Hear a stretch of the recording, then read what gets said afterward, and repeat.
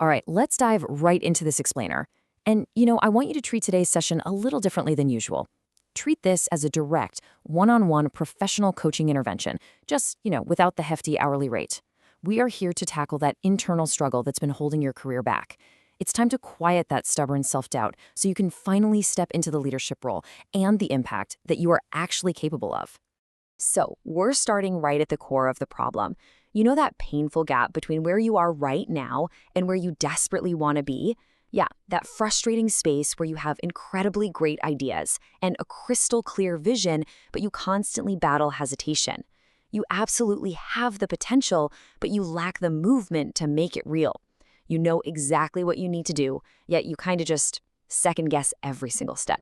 But to actually fix this, we've got to first define the invisible enemy we're up against today: limiting beliefs.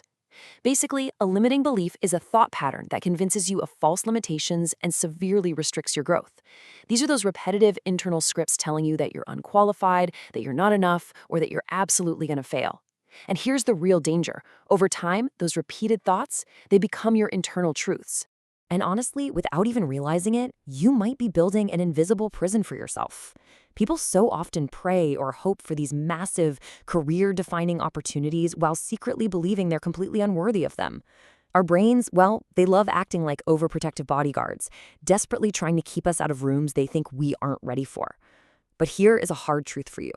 You simply cannot walk confidently into executive or leadership rooms if your mind firmly believes you do not belong in them. Your life and your career will always, always move in the direction of your strongest beliefs. Now, this internal battle, it builds into a massive professional cost. Self-doubt isn't just some uncomfortable feeling you can brush off.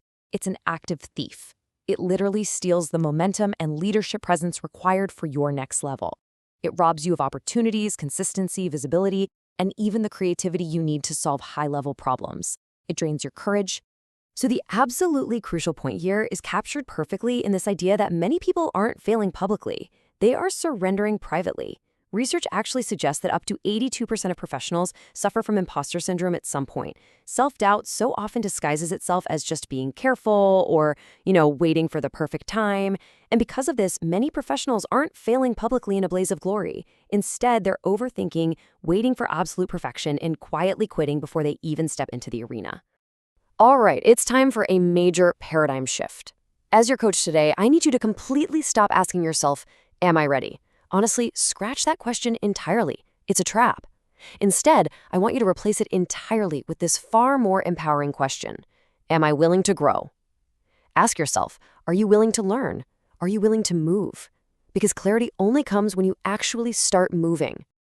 And this brings us right to a core leadership principle. Growth is the great separator. You see, real confidence isn't about being the loudest person in the room. It is built through intentional action and building competence, not by waiting around to feel completely fearless. You gain confidence by keeping commitments to yourself and taking repeated action. Confidence follows growth. It doesn't precede it. Now, to actually sustain that growth, we have to completely redefine your relationship with failure. It's kind of like a broken bowl repaired with gold. Those cracks, they're actually part of your strength. Failure does not mean you are incapable or disqualified. Failure is simply feedback. That's it. Growth requires recovery, and the strongest leaders are simply the ones who learn how to just continue after taking a hit. And hey, if you think you're alone in this, let's look at some historical patterns. Even some of the most prominent foundational leaders throughout Scripture faced literally crippling imposter syndrome. Think about it. Moses doubted his ability to speak. Gideon felt completely inadequate. Jeremiah thought he was way too young. And Peter? Well, he had massive, highly public failures. Yet, God still used them, and they still executed their massive assignments. So the really crucial takeaway here is this. Your insecurity does not cancel your assignment. Feeling inadequate or having a messy track record, that doesn't cancel out the leadership potential or the purpose placed inside of you. God does not call perfect people. Your insecurities and your past failures absolutely do not revoke your professional or spiritual assignment. Okay, let's move into our 5 practical shifts for confidence. I want you to really focus on these 5 concrete shifts. Number 1, change your internal language. Stop speaking defeat over yourself. Number 3, keep small promises to build self-trust. Number 4, stop comparing your unique journey to everyone else's. And number 5, stay in growth environments. But I want you to particularly note shift number 2. Take imperfect action.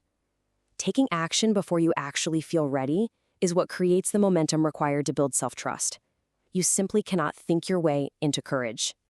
Maintaining that momentum, it's a lot like stacking stones. You see, confidence isn't just one big, magical breakthrough moment, no way. It's the result of consistent character. It's the stacking of repeated obedience. Ultimately, you are what you repeatedly do, and confidence is built daily. And because confidence is built daily, I want you to start implementing these specific daily habits right away. Reading, learning, showing up and practicing, serving and growing. Your identity anchors your confidence, and consistency is the absolute fastest way to stabilize and strengthen that new professional identity. Once your identity is anchored, you finally stop shrinking. Now, this consistency, it extends right to your physical surroundings through what we call the room principle. Basically, growth requires intentional environments that sharpen you. You must aggressively audit your environment and place yourself in rooms that challenge and expand your thinking. Some environments reinforce your fear, while others activate your growth. So ask yourself, who is sharpening you?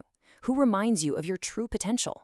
All right, let's jump into our next section, your belief activation exercise. I want you to work through this 4-step diagnostic exercise today, right after this explainer. Step 1. Identify the exact limiting belief you've tolerated for way too long. Step 2, honestly note where you're currently playing small despite your capacity. Step 3, pinpoint the specific action you've been postponing. And finally, step 4, visualize what would change if you fully believed you were capable of growth. Drag those subconscious hesitations right into the light and actively reframe them into growth directives. Because listen to me, the time is now. The world absolutely does not need a smaller version of you. So please, do not spend another single year tolerating doubt and playing small, because your potential is completely useless until it is activated. The world needs the healed, disciplined, courageous version of you. You have to affirm your greatness and step into your purpose. So I'm going to leave you with this final provocative challenge. Will your next level finally get your next yes? Stop waiting for perfect conditions, perfect clarity, and perfect confidence. Take that imperfect action today. Thank you so much for joining me for this explainer. Now get out there and get to work.